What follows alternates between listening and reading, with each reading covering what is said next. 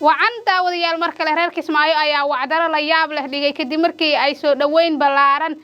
u fidiyeen sheekh weyn ee geyiga Soomaaliyeed aadka caanka ah sidoo kalena loogu yaqaan Allaha xafidee Sheekh Xuseen Cali Jabuuti. Sheekh Xuseen Cali Jabuuti oo ku sugnaa maalmihii ugu dambeeyay magaalada Kismaayo ayaa dadka reer Kismaayo waxa ay dhigeen wacdaro la yaab leh soo dhaweyn sidoo kale marxabeyn iyo dadka reer Kismaayo oo muujiyay sida ay u jecel yihiin shuyuuqda Soomaaliyeed ayna u soo dhaweeyaan. haddii aad arki jirtay fanaan bandhig faneed ku sameeya gudaha Soomaaliya oo loo soo baxay ama sidoo kale qof caan ah haddaba reer Kismaayo waxa ay muujiyeen awoodooda iyo cududooda sidii ay u soo dhaweyn lahaayeen sheekha Soomaaliyeed Allaha xafidee Sheekh Xuseen Cali Jabuuti. Sheekh Xuseen Cali Jabuuti oo ka hadlayay arrintan ayaa muujiyay in reer Kismaayo ay isaga dhigaan cadceed si aysan u gaarin kuleyl iyagoo ka warqaba ayuu yiri Jabuuti inay tahay kuleyl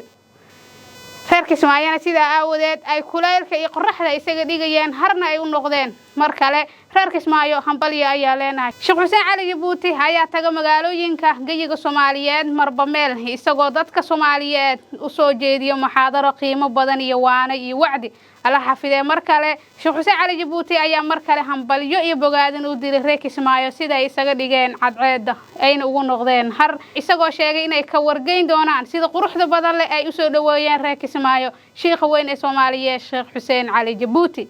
haddii inta nala soo gaartay muuqaalka like saar share gare gaarsii saaxiibadaada aad iyo aad ayaan mar kale kaaga mahadcelinayaa.